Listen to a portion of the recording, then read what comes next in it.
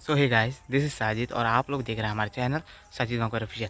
तो आज की इस वीडियो में हम लोग आप लोगों को दिखाएंगे मराठी नाटक दिखाएंगे। तो वीडियो में अंत तक बने रहना हमारे साथ। यदि आप लोगों ने हमारे चैनल को सब्सक्राइब नहीं किया तो जरूर से सब्सक्राइब करके बेल आइकन जरूर प्रेस कर देना। और कुछ नहीं, वीडियो की शुरुआत करते हैं। तो आज का हमारे वीडियो शुरू करते हैं।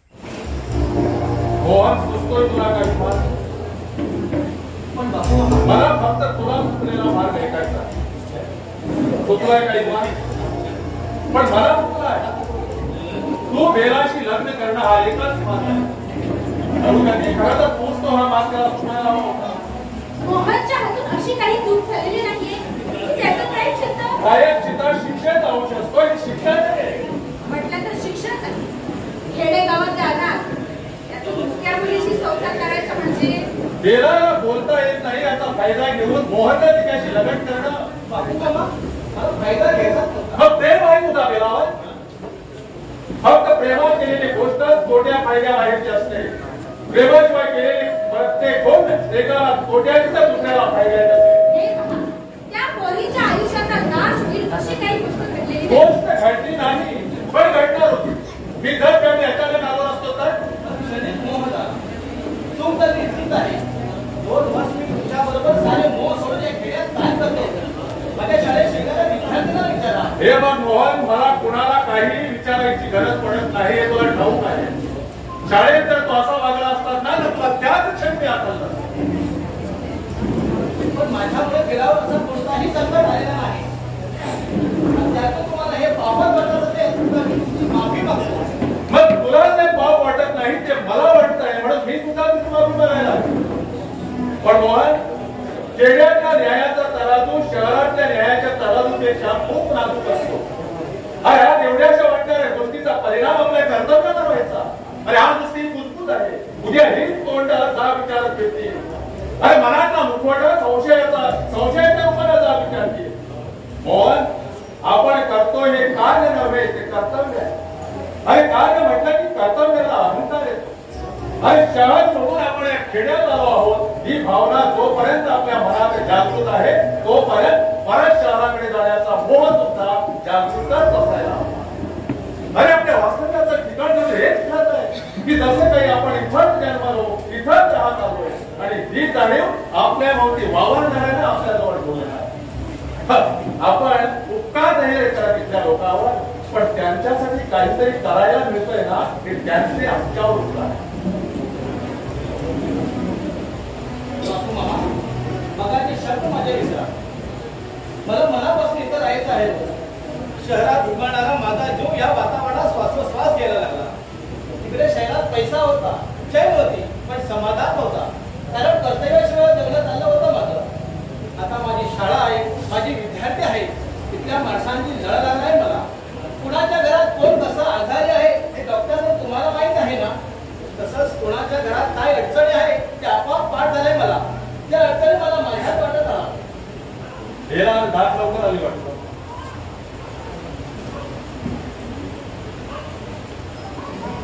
पण बापू मामा मला इथेच राहायचं आहे। तू इथं राहायला माझी अट आहे मोहन।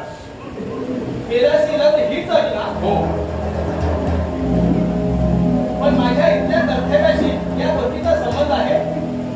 थोडक्यात तू इथून निघून जावस असा निर्णय दिला तुझ्या बापू मामाने। अरुंधती, ज्या निर्णयाचे शब्द माझ्या जिभेला पेलवले नसते, माझा निर्णय तू सांगितलास आणि माझी सुटका केली। मोहन, न्यायाला तत्वाला डोळे नसतात। निर्णय घेताना मी हे पाहू शकलो नाही की तू माझा वाचा आहेस। बेलाशी जर लग्न करायचं नसेल तर तू इथं राहिलेला मला काढा। माझं कर्तव्य मला इथे राहायला सांगतात, पण तुमची अट बरोबर असणार सुद्धा ती मला स्वीकारता येत नाही। चुकीचं असतं तरी स्वतःचा काही असतात। बेलाशी लग्न करणं मला शक्य नाही। शिवाय मला आणि तिला सुद्धा सुख लाभेल असं या क्षणी मला तरी वाटत नाही। चुकीचे असले तरी स्वतःचे काही नियम असतात। त्या चुकीचं प्रायश्चित्त घ्यावं लागेल हे धोक्यातच आपण त्या नियमांचे गुलाम राहिलो असतो। मी जातोय बापू मामा। सुखी हो।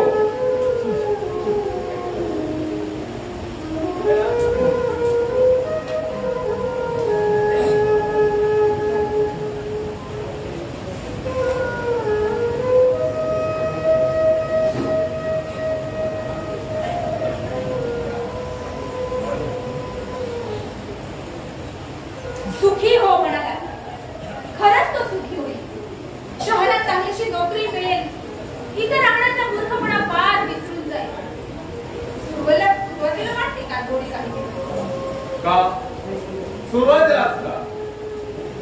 मला इथं येऊन 5 वर्ष झाली, पण वाटतं कालच ठरवून दिवसेंदिवस माझी मुळे वाढतच चालली. मी माझ्या अनुभवाचं बोलते. हा माणसाला नेहमी आपल्याच अनुभवाचा होता. हा मी कसा म्हटलं, मला इथं येऊन 5 वर्ष झाली, माझी मुळे वाढत चालली, पण मी आपली असं नाही म्हणतो. आणि शिवाय असावी अनुभूती की मनापासून असलं तर पहिल्यापासून शेवटपर्यंत गोडी वाढतच राहते. मी स्पष्ट बोलले. आणि मनापासून नसलं पण मनात आणलं तर आधी कडू वाटणारी गोष्ट नंतर गोड सुद्धा वाटायला लागते. स्पष्टच आणि बोलले. नेहमी स्पष्टच बोलतो. आता आपला बंधू पुण्यात आहे ना शिकायला, पण तो तिथं शहरात रमणारच नाही, तो या इथंच रमणार आयुष्यभर. तुमच्या आयुष्यात त्याला कसलीच करमणूक नको. बघा इथल्यासारखी करमणूक दुसरीकडे नसेल कुठं. अरे निसर्गाने आपल्या हाताला सौंदर्य उधळलं इथं. सारं आयुष्य जरी माळावर काढलं ना तरी कंटाळा यायचा नाही. बघा आकाशाचे ते बदलणारे रंग, चारी बाजूने रंगाच्या असंख्य छटा दाखवणारी ती झाडं, सतत वाहणारी नदी, दर्याखोरी. अरे आयुष्य कमी पडेल इतकी करमणूक नाही इथं काही. कधी कवितेचं पुस्तक घेऊन ते अंगणात झाडाखाली बसावं, त्या झाडावर झोपे घेणाऱ्या त्या पाखरांच्या शेळेवर त्याच काही करता बिचारा मोहन मुकला पण त्याच लगवते ना. मोहन तू मोठं पाप पडले त्याच्या हाती. तो आहे इथं. माणसाच्या पाठीमाला बोलत नाही मी कधी. तो गेला, जाताना आपला विषय घेऊन गेला, देऊन गेला आपल्या आठवणी. अरे मुंदू तर पत्ता नाही का आलं मग काय पाहतेस तो टाके? हा वाचतो.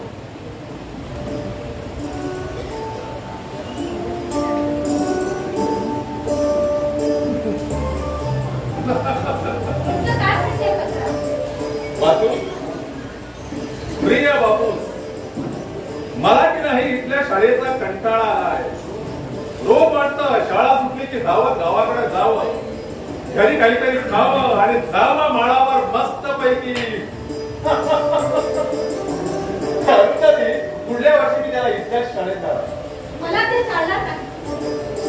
पुढल्या वर्षी मी पुण्याच्या शाळेत मुळीच राहणार नाही. 2 विरुद्ध 1 मतानं तुझा ठराव ना मंजूर. बापू काय रे दवाखान्यात पेशंट वगैरे नाही, एक आनंदाची बातमी आहे, म्हटलं ताबडतोब सांगावी. बसले. बोर्डाकडून माझी अर्ज मंजूर झाली. ताबडतोब उत्तर पाठवलं हा बोर्डाने. आता मी टायपिंग घेणार. म्हणजे कोणता विषय सोडलास ते आता? इंग्रजी. खरं तर इंग्रजीचा आता काय उपयोग आहे? हो ना. एकदा मनात होतं टेलरिंग घ्यावं. म्हणजे यंदा टायपिंग जमलं नाही तर पुढल्या वेळी तू टेलरिंग घेणार. ते सोडा, ताबडतोब अशी टायपिंगची प्रॅक्टिस सुरू करतो. गेल्या वेळी इंग्रजीची केलीस तशी. त्याचं म्हणजे काय आहे? इंग्रजीला शब्द पाठ करायचे आणि त्याशिवाय ताबडतोब स्पेलिंग. पण टायपिंगचं तसं नाही. इकडं बघायचं आणि इकडं टक टक टक टक टक टक ताबडतोब. ताबडतोब. आमच्या वडिलांची शिकवणच होती. तावरून माणसाला ताबडतोबची आठवण झाली पाहिजे. सत्यम शिवम सुंदरम सारखे त्यांचे 3 शब्द होते. त्वरित, तात्काळ, ताबडतोब. पण तू काही SSC ला पास होत नाहीस ताबडतोब. ताबडतोब कबूल. पण प्रत्येक खेपेला पुढच्या परीक्षेची तयारी करतो की नाही ताबडतोब? आता येईल ती किती वारी? 9वी. सुरुवातीला हे टायपिंग वगैरे घेतलं असते ना, हे इंग्रजी गणित सारखे चक्र विषय सोडून तर आज हा गंगाधर पदवीधर असता. पण हे विषय घेतले तर तुला कॉलेजात जाता येत नाही ना. खेड्यात कॉलेज निघतात गावीकडे. गेला असतात असतात एखाद्या कॉलेजात. बाकी बोलण्यावर आपण खुश आहोत. हा विषय नको तर ताबडतोब बदलून दुसरा घ्या. दुसरा नको तर ताबडतोब तिसरा घ्या. त्यामुळे काय होतं? पहिली गोष्ट, कितीही वाऱ्या झाल्या तरी कंटाळा येत नाही. दुसरी गोष्ट, प्रत्येक वारीला फ्रेश वाटतं. पूर्वी मॅट्रिकला तेच विषय वर्षातून एक परीक्षा, 2 वाऱ्या झाल्या की ताबडतोब माणसाने नाच सोडायचा. आता 8 वाऱ्या झाल्या माझ्या, 4 वर्षात अजूनही नव्या वारीची उत्साह आहे. बापू, बोर्डाचं उत्तर आलं तेव्हा एक कल्पना सुचली. आपल्या दवाखान्यासाठी ताबडतोब टायपरायटर हवं. अरे दवाखान्याला टायपरायटर कशाला? दवाखान्याला म्हणजे दवाखान्यालाच नाही हो, काही पण आपल्या शाळेचा, लायब्ररीचा पत्रव्यवहार, एकेकी कामी सरकार दरबारी अर्ज आणि त्याशिवाय माझं बोर्डाकडे अर्ज टायपिंग केलं की असं ताबडतोब इम्प्रेशन पडतं. आता मी कंपाऊंडरचे काम करतो, तो तिला टायपिंगही करत जाईल. टाक टाक टाक टाक ठणार. छान आहे कल्पना. अजून कधी हे कसं सुचलं नाही कोणाला? शिवाय गंगाधर टायपरायटर आला की तुला प्रॅक्टिस करायला पडेल. म्हणूनच ताबडतोब ही कल्पना काढली. त्याचं म्हणजे तुझ्यासाठी म्हणून आणू रे. ठरवलंच होतं. नाहीतर 6 महिन्यांनी दवाखान्याला शिवणाचं यंत्र आणावं लागेल तुझ्या टेलरिंगसाठी. पण टायपिंग घेण्याची कल्पना कशी आहे? उत्तम आहे, उत्तम. ठरवलंच होतं. बोर्डाकडून मान्यता आल्याशिवाय सांगायचं नाही. बापू म्हणतात तसे लहान का असेना ध्येय हवा. माझा आपला हा ध्येय आयुष्यात यशस्वी होणं. ताबडतोब दुसरं ध्येय शोधायचं. हे बघ गंगाधर, पुढल्या आठवड्यात मी पुण्याला जाणार आहे बंधू. तिकडे गेल्याबरोबर मी तुझ्या टायपरायटिंगची वर्धा नोंदून ठेवतो. बापू, एसएससी झाल्याशिवाय माणसाला किंमत येत नाही ना? नाही रे, तसं नाही. माणसाला किंमत येते तो त्याचं कर्तव्य कसं पार पाडतो त्यावर. तू कंपाऊंडर म्हणून डोळ्यात तेल घालून काम करतो आहेस ना, मग तुझी किंमत डॉक्टरचीच आहे. तू एसएससी हो नाहीतर हो. मी बघतो ना हो.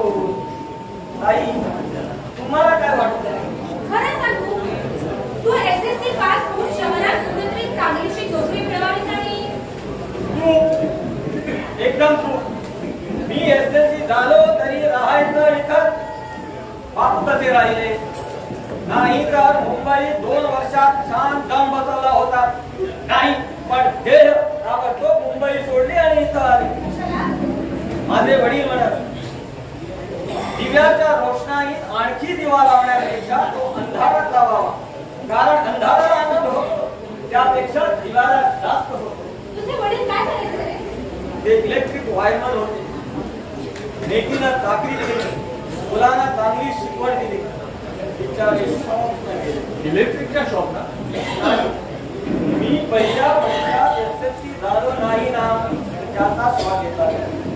तुझ्या डोक्यात फक्त खेडेगावात राहायचं, इथल्या लोकांची सेवा करायची, ही असली फुलं भरली आहेत ना, म्हणून तुला यश मिळत नाही, दुसरं काही नाही. गंगाधर, आता कामं आपल्याला वाढली आहे.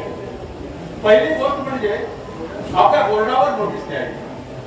आजपासून मोठ्याच्या वर रात्री आणि नोटीस लिहिताना ताबडतोब कळलं, अक्षर मोठं आणि स्वच्छ. आणि दुसरे वर सकाळी बघ. बापू, काय बदलाचं कारण? अरे मला स्वतःला हे वर्क घ्यावे लागणार. म्हणजे डॉक्टर कम टीचर कम सगळं काय. अरे खेड्यात हेच मौज असतं रे. आता यंदा नवीन मौज म्हणजे आधुनिक तऱ्हेच्या शेतीची योजना. मग डॉक्टर कम फार्मर. आणि मी ताबडतोब कंपाऊंडर कम टायपिस्ट. बापू, या कमचं स्पेलिंग COMP म्हणजे टायपिंग करताना लक्षात ठेवलं पाहिजे. वा, LIFE लाईफची ही मजा शहरात कुठे नाही.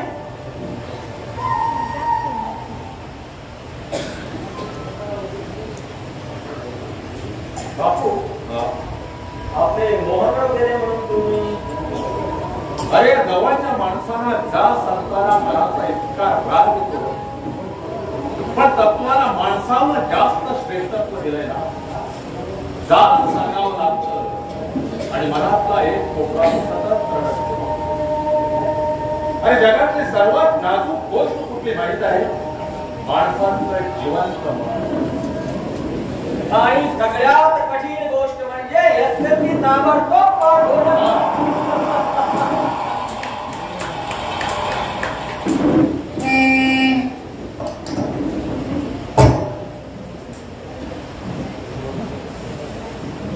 Good morning. नमस्कार. आपण डॉक्टर निळकंठ? मी कंपाऊंडर गंगाधर. हे doctor Nilkanth. Me Nilkanth. Me Shekhar Mirajkar. Wilson and grey form. Welcome home, welcome home. Gangadhar तुमचे घ्या.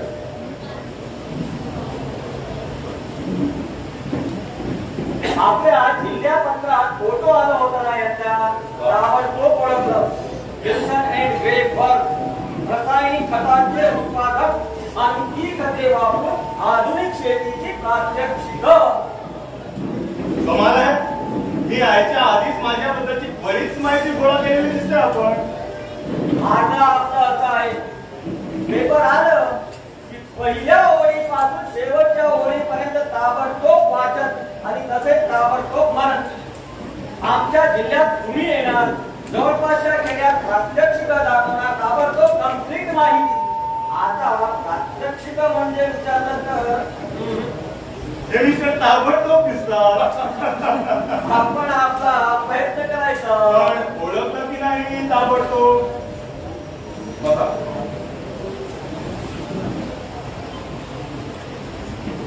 माझी माहिती देतो.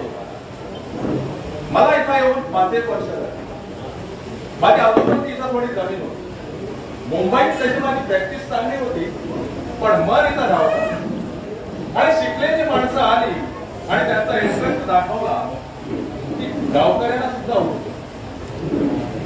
इथं घरात तुम्ही एकटेच की? करू द्या ते. आई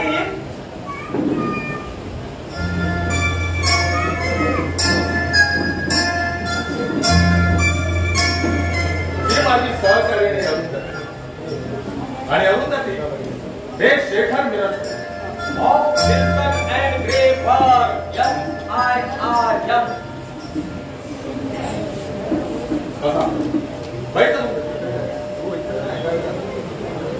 तर मी इथली माहिती सांगत होतो.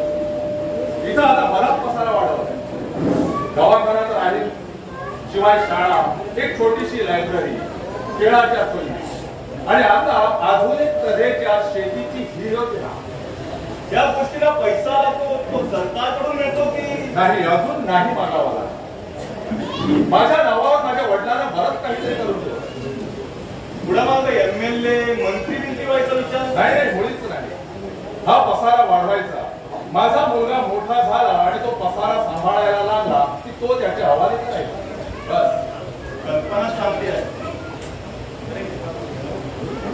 मग बोलू आपण. गेला मेरा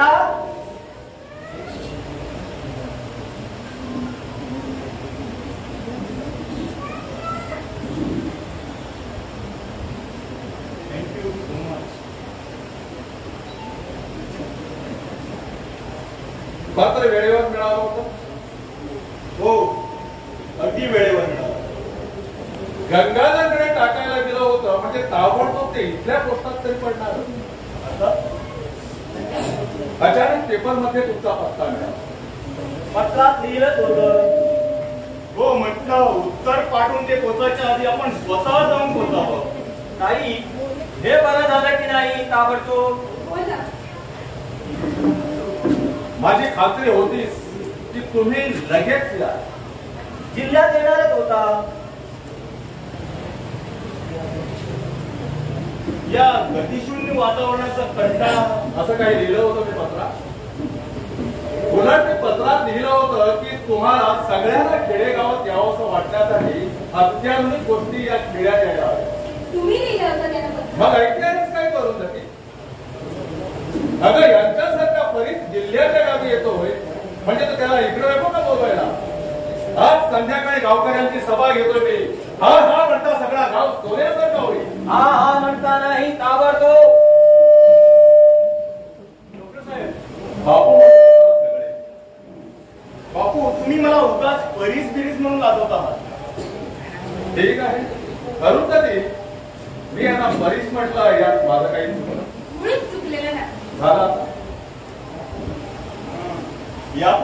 ती बेला इथली गावातलीच आहे. तिला घरचा कोणी नाही. तू काय बोलत नाहीयेस त्याला? तिला बोलता येत नाही. शॉप में वाचा देवी दीदी DUMD. घरातली कामं इतकी टाप रीतीने करते ती. मीटिंग किंवा संध्याकाळी घेताय? हो का? म्हणजे रात्री डाक बंगल्यावर पोहोचता येईल? रात्री इतके लांब जाणार? हो, जीप आहे ना. रात्री 10-11 वाजेपर्यंत डाक बंगल्यावर, उद्या तिथून मुंबई. तुम्हाला मी विनंती करणारच होतो की तुम्ही आठवडाभर तरी इथं राहिला. नुसते एक मीटिंग घेऊन चालणार. पण एक आठवडा म्हणजे करून जाते हे आठवडाभर आपल्याला मिळाले तर छान होईल. मीटिंग म्हणजे नुसता भेटणं होतं हो. तुम्ही राहिलात तर त्यांचे काही प्रश्न काहीतरी प्रॉब्लेम सॉल्व्ह करता. म्हणजे सगळ्यांना ताबडतोब निर्णय घेता येईल. हो ना. पण रोज डाक बंगल्यावर 10-12 मैल जायचं यायचं. जीप आहे ना, ताबडतोब गेला ताबडतोब आला. बघतो विचार करून. का विचार करायला हवा? शेखर बाबू, तुम्ही गावातच राहिला तर? गावात कुठं? आता आवाज त्याच करा. पण तुम्हाला उगाच त्रास. करून जाते. तुला वाटतं यांचा आपल्याला त्रास होईल म्हणून? मला तरी नाही वाटत. आणि मला वाटणार आहे खेडेगावातले प्रॉब्लेम समजून घ्यायचे तर तिथल्या लोकांच्या सहवासातच राहायला हवं. गंगाधर आहे मगाशी तर हीच पडत होती. परिसराचा ताबडतोब परिणाम. हॅलो गंगाधर, आज संध्याकाळी आपण मीटिंगची तयारी केली पाहिजे. त्याच्या आधी आपण दवाखान्यात जाऊ. तुम्ही निघता? येतो आहे की तासाभरात. तुम्ही आता आहातच ना आठवडाभर. मग चौधरीला बोलाव. हळूनदी मी दवाखान्यात जाऊन येतो. पाहुण्याला काही हवं नको ते जरा बघ. आणि पुन्हा जायचं म्हणायला लागले जाऊ दे ना त्यांनी झालं. बरं आहे. बरं आहे.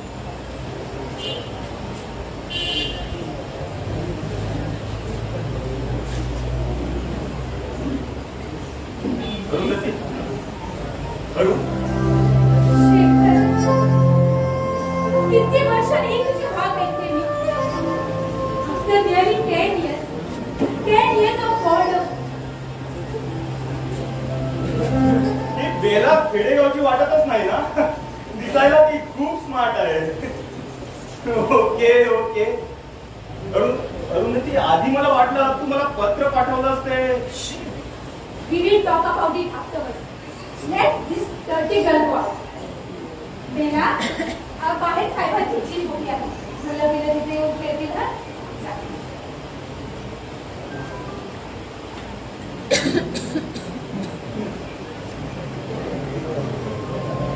How happy I was to receive your letter. मी इतकी वाट पाहत होते तुझ्या पत्राची. लवकरच पाठवणार होतो उत्तर. तर डॉक्टरांचं पत्र. आमच्याकडे या. मी वैतागले होते. इतक्या नशिबाने इतक्या फुटकट पेपरात तुझा फोटो आणि माहिती आली. डॉक्टरांचं पत्र पाहून मी चाटच पडलो. आंधळा मागतो 1 डोळा, देव देतो 2. पण आता हा दुसरा डोळा आताच मिळाला. हा म्हणजे हे तुला इथं राहा पडेल ना तेव्हा. पण मी तर राहणार नाही. हा, हे तू मला सांगतोय. मला तर पहिला भीती वाटली. म्हटलं हे राहा म्हटलं तर लगेच नको होतच मी काय म्हणत. आता मी शहाणा झालोय. केव्हापासून रे? सांगू, तुम्हाला नकार दिला तेव्हापासून. बघितलीस? इंग्रजी कशा बोलतेस? ती स्मार्ट पोरगी बाहेर गेली आहे. ए, मगाशी तू इंग्रजी बोलताना मला एक जुनी गोष्ट आठवली. मला देखील. तुझ्या घरी गेल्यावर तुझ्या आईचे देखत. शेखर, तू लग्न केलंस? तू नकार दिल्यापासून मी शहाणा झालोय. याचा अर्थ नाही कळला तुला?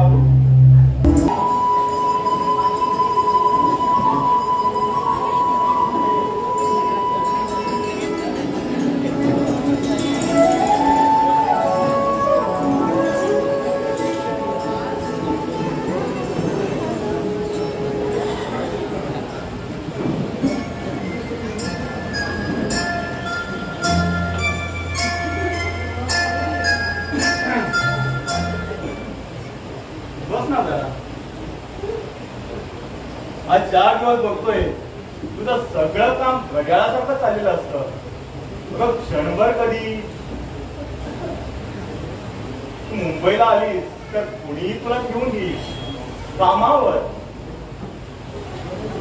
मग येतेस का माझ्या बरोबर? उद्या निघतोय मी. का ग? तुला इथं पगार मिळत असेल त्याचा दुप्पट पगार नाही. मग चलच तू मुंबईला. पगार पाहूनच त्याग पडशील. यात तू मुकी तू न मागता बडबडणाऱ्या मोलकरणीपेक्षा दुप्पट पगार मिळेल तुला. दिसायला तू मोलकरणीपेक्षा सुंदरच. म्हणजे तर बाहेर करताना बोलत नाही मी. आम्ही दुप्पट तिप्पट पीक करायला जसे खेडेगावात जातात तसं तू दुप्पट तिप्पट पगार कमवायला मुंबईत यायचं. बघ अजून विचार करून. त्या बापूने तुम्हाला सगळ्यांनाच इथलं वेळ लावलाय पण अरुंधतीला काही वेळ लावायचं जमलं नाही. त्या बापू कुठं बाहेर गेला? अरुंधती कुठे आहे?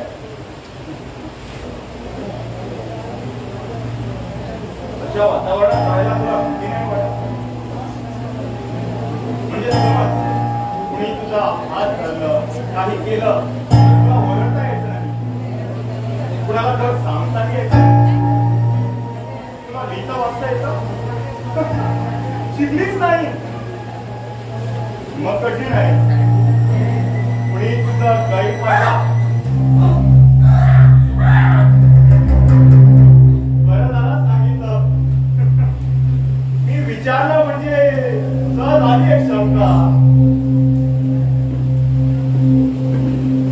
कोण विचार ताबडतोब काय वेळाशी बोलताय? या मुठीशी काय बोलणार? उगाच वेळ घालवायचं म्हणून काहीतरी. हो मग ताबडतोब मला नाही का हात मारायची? मी मोकळाच होतो वेळ घेऊन. बापू गावात गेले. टाकण्याची स्कूल आणली तिकडे. वेला तू ताबडतोब आता. मी आहे ना इथे. हा बोला. तुम्ही बोलला तरी चालेल. हा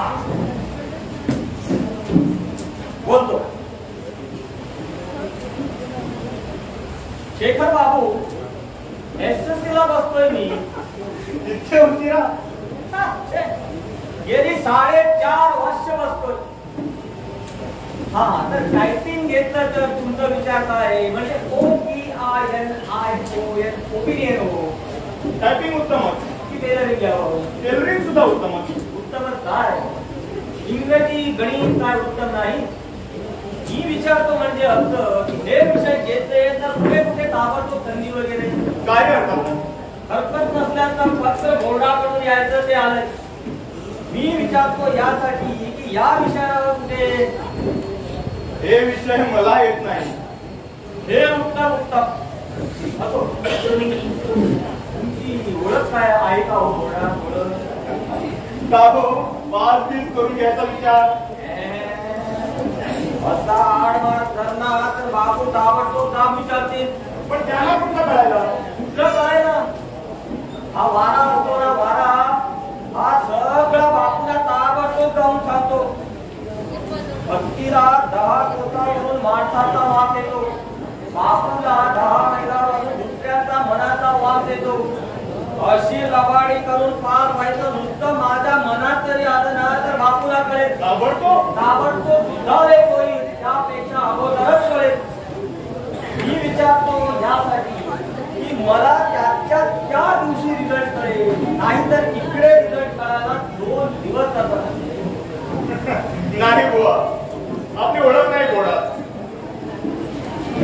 मग हे ताबडतोब तेव्हा सांगितलं असते तर. नाही हो. जोपर्यंत तुम्हाला ताबडतोबची महत्व कळत नाही तोपर्यंत तुम्ही असेच मागे राहणार.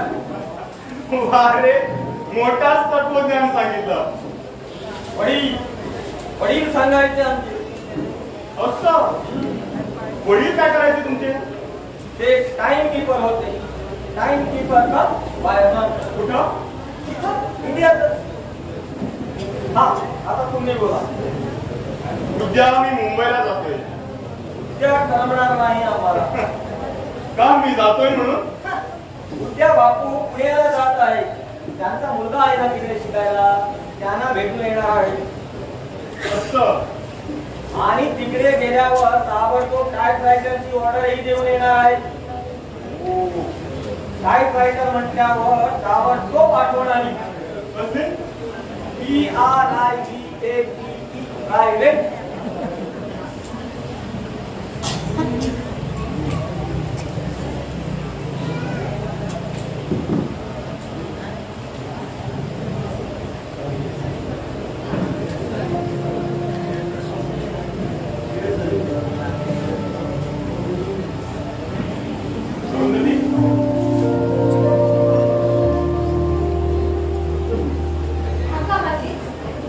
कंटाळा आला म्हणून. मी कशी राहते तू लग्न केलं आहेस डॉक्टरशी. तेवढा कळला तुझा. थँक्यू. असं गप्प बसण्यापेक्षा तू बोल काहीतरी. वाटते या शिक्षापेक्षा ती शिक्षा कोणतरी. तू खरंच बोल. तेवढ्यात हे आले ना तर बोलायचं राहतं. तू निघून जाशील आणि मी तू बोलला नसतास ते सुद्धा तू बोलला असतास हे मनाशी ठरवून आणखी दुःखी होईल. या कोरड्या वाळवंटात वर्षानुवर्ष चालताना ती घट्ट उराशी बाळगी तू बोल काहीतरी. कॉलेजात असताना एखादी तरी संध्याकाळ भेटी वाचून गेली ना की संतापून तसं बोलायचं तसं बोल. यापुढे आपण एकत्र येऊ शकणार नाही मला विसरून जा. हे जेव्हा मी सांगायला आले त्या अवघ्याच्या संध्याकाळी शब्दांचे धबधबे भिखारे होते तेच आज पुन्हा. त्या भिखाऱ्यांनी माझ्या मनाचे कोणते दगदगून मिटू दे. तू बोल. तेव्हा मला नकार देताना तू तुझ्या आई वडिलांचं नाव पुढे केलं होतं, पण ते खोटं होतं. निळकंठाचा स्थळ आल्यावर तू विचार केलास शेखर तर फक्त BSc होणार, त्याला पुढे फारसं वाव नाही. तेव्हा BSc झाल्यावर माझ्या मनात शेती करण्याचा विचार आला होता, तर किती टिंगर केली होतीस तू. आणि शेवटी तुझ्या नशिबी तेव्हा तुझा विचार करणं बरोबरच होता. निळकंठ हुशार होता, डॉक्टर होता, पैशाचा पाऊस पडण्याचा कर्तृत्व होता त्याच्याजवळ. त्या पैशाच्या पावसात तू आपला प्रेम धुवून टाकले. आयुष्यभर नेहमीच राहायला पैसाच लागतो, प्रेम पुरत नाही असा स्वार्थी विचार होता तुझा. अजूनही कॉलेजच्या पायऱ्यावरली ती संध्याकाळ आठवते मला. तू थंड चेहऱ्याने तुझा निर्णय सांगितला आणि निघालीच नाही. लगेच निघण्यात तुझा डाव होता. आपल्याला दुःख असह्य झालंय हे स्वार्थी पद्धतीने दाखवायचं आणि मला तुझा स्वार्थ दौडून पाहिजे संधी द्यायची नाही. हा म्हणून बोलू नको. दैवानं हाती दिलेल्या या विलक्षण भेटीत तिला खोटं तरी बोलू नको. मी म्हणतो ते खरं आहे ना? मला नीट आठवत पण शेखर तू म्हणतोस तसं असेल. तुला ती गोष्ट नीट आठवेपर्यंत थांबतो मी. शेखर शुक्रवार होता. माझा प्रॅक्टिकल होत आला होता. तू मला लॅब मधून बाहेर बोलवलीस तेव्हा घड्याळात पाहत होतीस तू. नंतर लवकर निघण्याची तयारी आधीच करण्यासाठी तुझ्या साडीचा रंग. मला आठवते सगळं. थँक्यू. तू नायराजावर बोलत होतीस आणि मला त्याचा फक्त स्वाद ऐकू येत होता. त्या लॅब मध्ये ऍसिड आणून तुझ्या तोंडावर फेकावं असं वाटत होतं मला. का नाही फेकलंस? तुझा स्वाद बसलाय म्हणून म्हणते आहेस तू. अरुंधती, ऍसिड फेकण्याची इच्छा दावर जेवढ्या टोचता आला तेवढ्या टोचलं मी तुला. तुझा अपमान केला कारण चूक तुझी होती. तू शब्दाचे सारे निखारे दिलेस आणि तुझ्या लग्नाच्या हुमात ठेवले. मला क्षमा कर. लग्नानंतर परवा 8 वर्षांनी तुम्हाला पत्र पाठवलं. मला प्रेमाची जुनी साथ घातलीस. तेव्हाच मी तुला क्षमा केली. तुला खरं सांगायचं तर लग्नानंतरची 2 वर्ष चांगली गेली. याची प्रॅक्टिस सुद्धा होती. स्वभावही चांगला होता. तुझ्या आठवण व्हायची अजून बदल पण हा एवढे तीव्र नव्हते. एक दिवस हे मला म्हणाले, अरुंधती, आपण खेड्यात जाऊन राहायचं यापुढं. तेव्हा मी फारसं मनावर घेतलं नाही. म्हटलं वर्षात 2 वर्षात एक कंटाळा घेईल आणि पुन्हा मुंबईत येईल. इथं आले आणि त्या क्षणापासून मुंबई विसरले आणि स्वार्थाला तडा गेला. त्यातून पहिल्या प्रेमाची आठवण तीव्रतेने व्हायला लागली. माझी चूक मला कळली. त्या संध्याकाळी मी तुझा स्वीकार करायला हवा होता. माझा पूर्ण रंग परत घ्यायला हवा होता. या वातावरणात ते रमायला लागले. मी ओळखले त्यांच्या अंगात संचारणारा अमाप उत्साह ते माझा उत्साह करतून सोसत होते. छोट्या बुद्धूने त्याच पावलावर पाऊल टाकलं.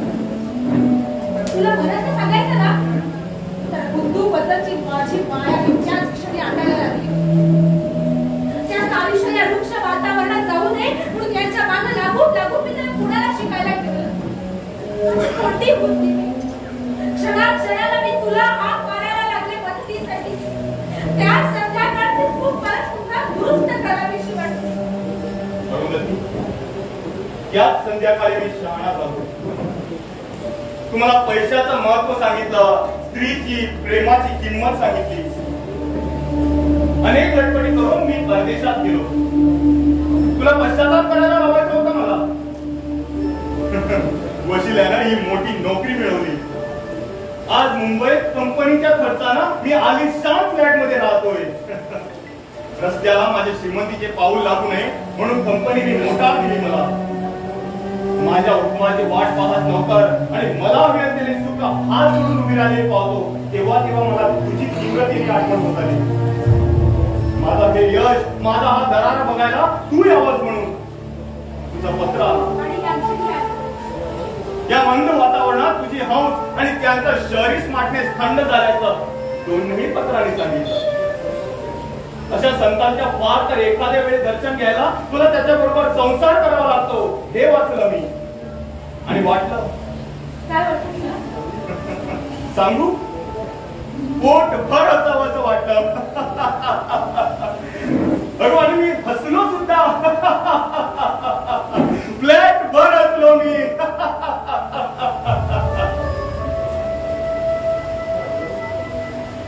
चालो तुझी लाज पाहिजे. अजूनही हसावंसं वाटतं तुला? नाही नाही. तुझ्या सोबतीत त्याने 4-6 दिवस इथे याच दिवसात जगले. जीभ मधून तुझ्या बरोबर गेले, मनाचे कपडे रिकामी करून बोलले. पुष्कळ वेळा असं वाटलं की तुझं आणि माझंच लग्न झालंय. आणि मी खेड्यात आलो. हो, सुट्टीत तरी 4-6 दिवस मजेत घालवायचे आणि पुन्हा मुंबईत किंवा कुठल्या तरी चांगल्या शहरात आरामात राहायला जायचंय आपल्याला.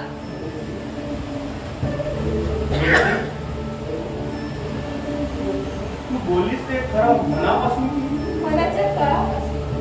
अरुण, काय? मग उद्या माझ्याबरोबर येते? येते. तुला आश्चर्य नाही वाटलं मी लगेच येते म्हणाले याचं? शेखर, गेले 4 दिवस हे शब्द ओठावर घेऊन फिरते मी. तू मला विचारावंस आणि मी होय म्हणावं म्हणून. हा अक्षर मला कधी विसरता येणार नाही. मी पुन्हा देऊ का उत्तर? हो शेखर, मी येते तुझ्या बरोबर. सगळं विसरू? होय का सगळं विसरू. फक्त आपलं पहिलं प्रेम आठवून. सगळे बंधन करून त्याची हीच वेळ. आज जर बंद चालला ना तर जन्मभर केरळ. हो शेखर, मी येते तुझ्या बरोबर. आपल्या पहिल्या प्रेमाची शपथ. What a good news!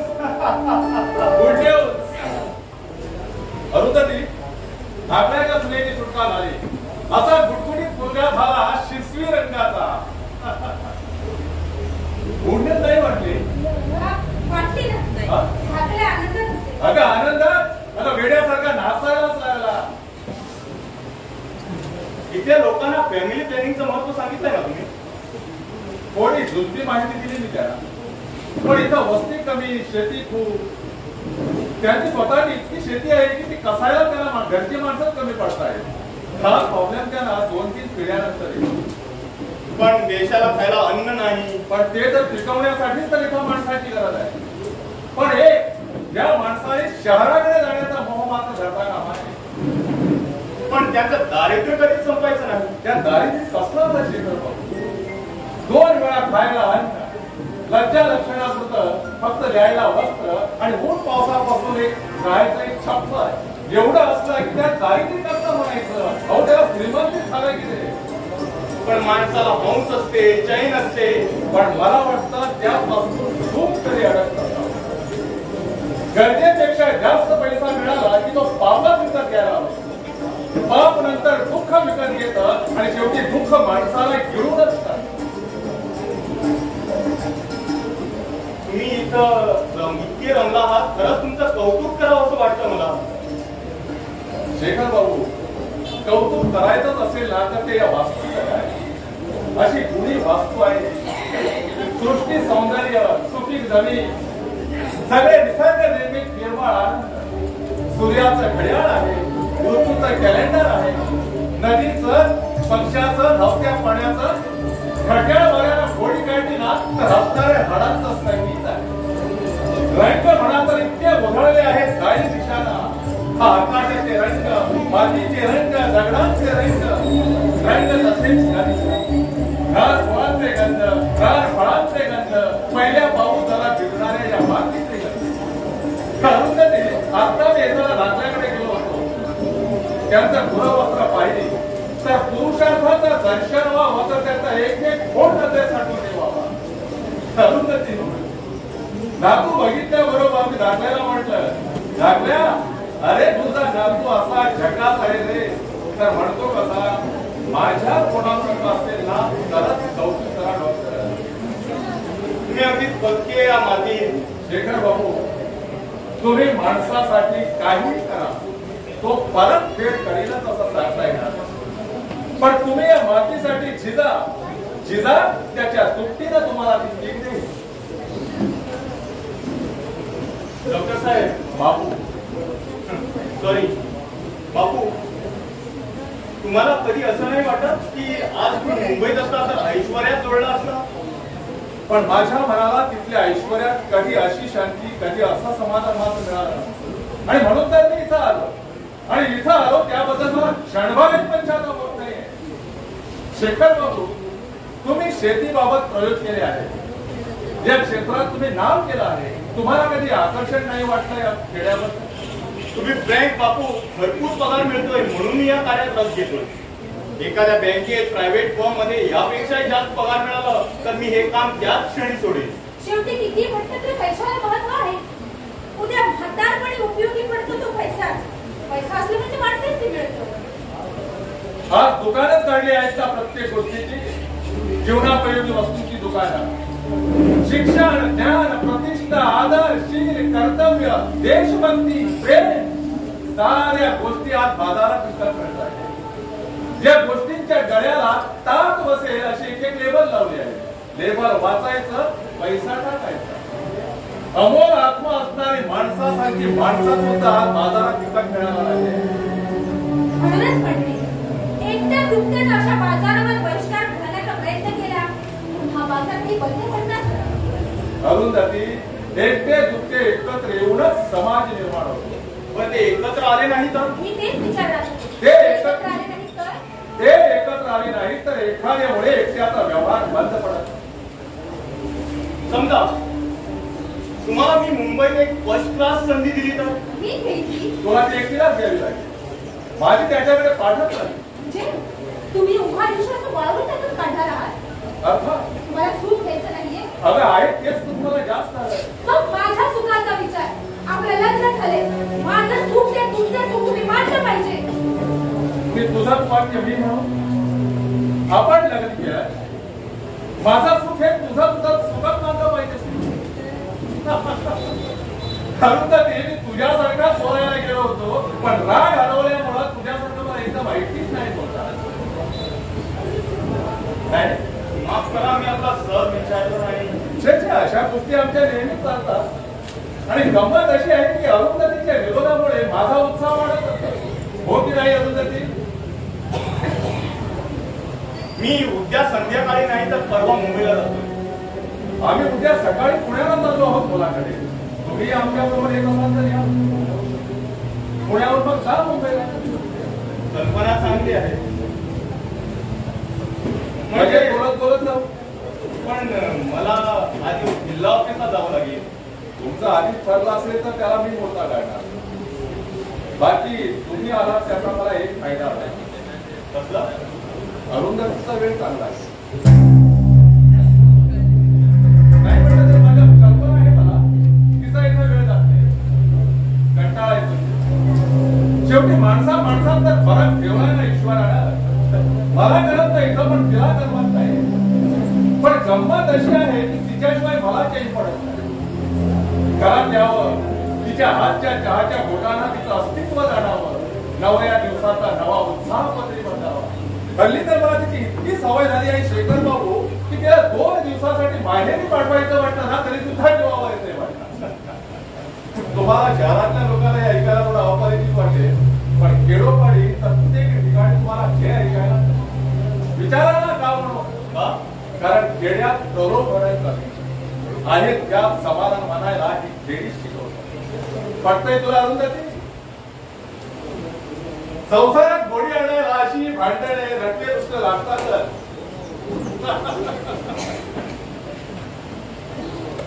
ते ऐकावं म्हणून की चोरून ऐकणं आमच्या नियमात पडतं, पण ऐकू गेलं ना, त्याचा उच्चार करणं आपल्या नियमात. हे सगळे नियम कोणी आणले? तेच होऊन आले आणि राहिले असेल. वडीलधाऱ्या माणसासारखे असतात ते नियम. त्याच्या धाकात आणि प्रेमात माणसाला मोकळेपणा राहावा. आणि नियमाचं उल्लंघन झालं तर त्याला घराबाहेरचा रस्ता दाखवावा लागतो. त्याला घराबाहेरचा रस्ता दाखवावा लागतो आणि स्वतःशी पुढत बसावं लागतं. घराबाहेर जावं लागणाऱ्यापेक्षा बाहेर जा असं सांगणाऱ्यांना सतत सोसावं लागतं. खूप खूप सोसावं लागतं. आज शेवटची सभा आहे रात्री. काही लोकांना प्रश्न विचारायचे आहे, काही लोकांचे प्रश्न आहेत, मनाची शंका आहे. अरुंधती, तिला हे जा म्हणणार होतं, तिला तेवढं बरं वाटलं. पण येत नसतील तर राहू द्या. विचार तुम्ही येताय सभेला? काय तर जा ना जरा वेळ. तेवढाच आपला वेळ आहे. रात्री परत येवायचंय, जेवायला थांबायचं की कदाचित खूप उशीर होईल. माझी वाट पाहू नका. त्या जायचं लक्षात आहे ना? हो आहे. बरं येतो मी. बरं अरुंधती, काय? उद्या सकाळी आपल्याला पुण्याला जायचंय. उद्याच? का जमायचं नाही? नाही म्हणजे उद्याच जायचं तर सगळी तयारी. मगाशी आज तू तयारीच करीत होतीस ना. तुझी बॅग भरली? नाही, ती नुसती आवरा. शेखर बाबूंच्या पाहून गेला का? अगं बेला आहे, गंगाधर आहे आणि शिवाय ते उद्या संध्याकाळी जाणार आहे मुंबईला. मला बरं वाटत नाही. नवरा डॉक्टर आहे तुझा, विसर. मी नाही, तुम्हीच विसरता. इथे येऊन एखाद्या काउंटरासारखं राहायचं. अरुंधती, मगाचा वेळ गेला नाही तुझ्या डोक्यातून. ते कधीच जाणार नाही. उद्या तुझ्या प्रियकराबरोबर तू पळून गेलीस तरी जाणार नाही.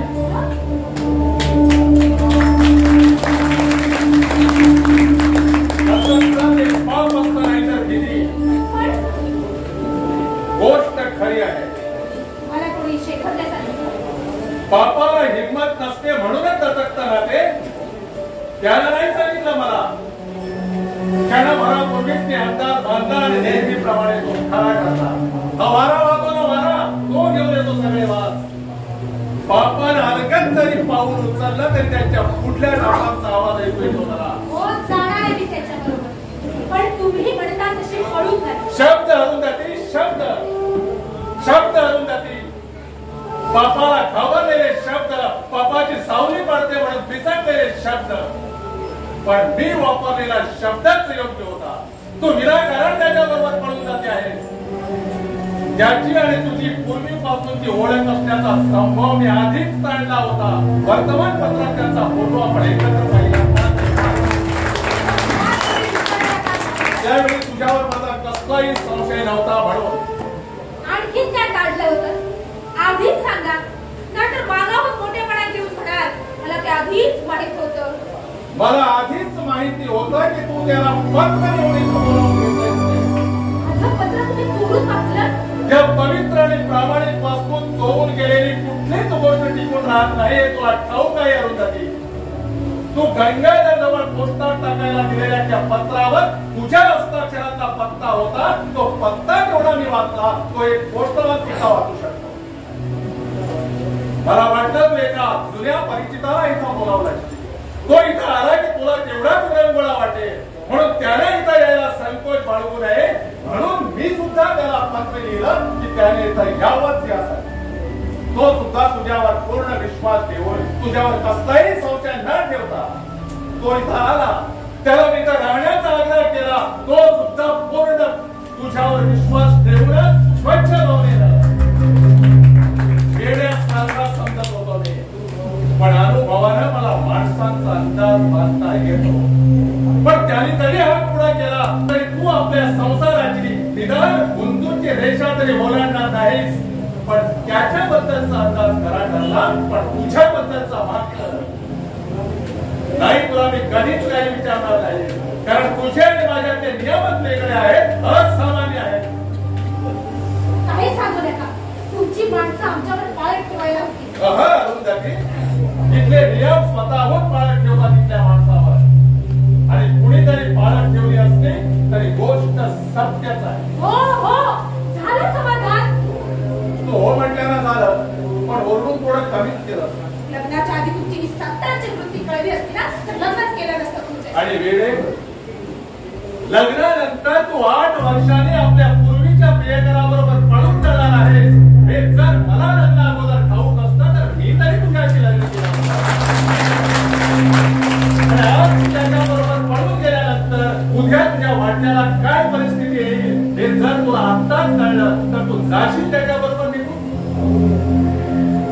जाऊ दे अरुंधती, वाद घालण्यात काही अर्थ नाही. पण मी तुझ्यापेक्षा वयानं आणि अनुभवानं मोठा आहे म्हणून सांगतो तुला इथून जाणं निव्वळ हितावह ठरणार नाही.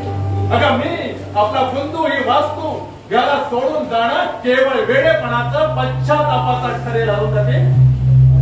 अगं घरात बसून बाहेरच्या उन्हाची कल्पना रंगवणं आणि प्रत्यक्षात त्या उन्हात जाऊन उभा राहणं त्या खूप अंतर. म्हणजे तुम्ही मला जबाबदारी करून नाही, मी तुझ्यावर कसलीच बळजबरी करणार नाही कारण हा देह तुझा आहे, मन तुझं आहे.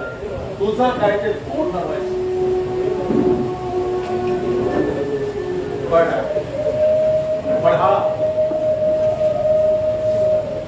पण अजूनही सांगतो तुला अरुंधती, मला तुझी गरज आहे. तू इथं राहिलीस तर मला आनंद वाटणार, मला शक्ती येणार. हे सगळं सोडून पुन्हा मुंबईला येणार असेल तरच मी पुन्हा नकारते. चूक तुझी आणि अटही तुझी नाही. मला ते जमायचं नाही. मलाही इथं राहायला जमायचं. सुखी हो अरुंधती. एक वचन हवंय मला. दिलं. पाळलं पाहिजे. वचन देणाऱ्याकडे ते पाळण्याचा दायित्व असतं. वचन देणं म्हणजे ते पाळणं हे जाणतो. तुम्ही शेखरला याबद्दल एका अक्षरानेही विचारायचं नाही. मला कल्पना आहे तुला त्रास होईल म्हणून तिला शब्द पाळल्या खेळीत मी राहणार.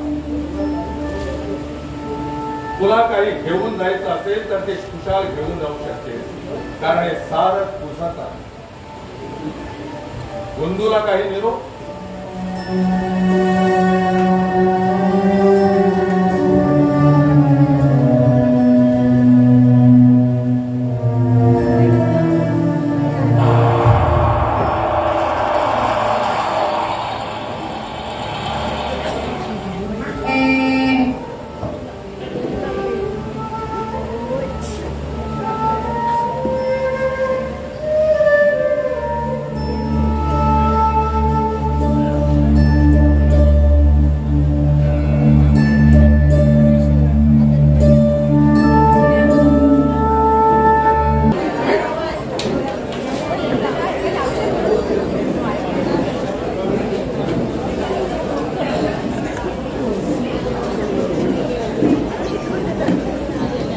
मित्रों इतना ही था हमारे इस वीडियो में। वीडियो कैसे लगा कमेंट सेक्शन में जरूर बताना।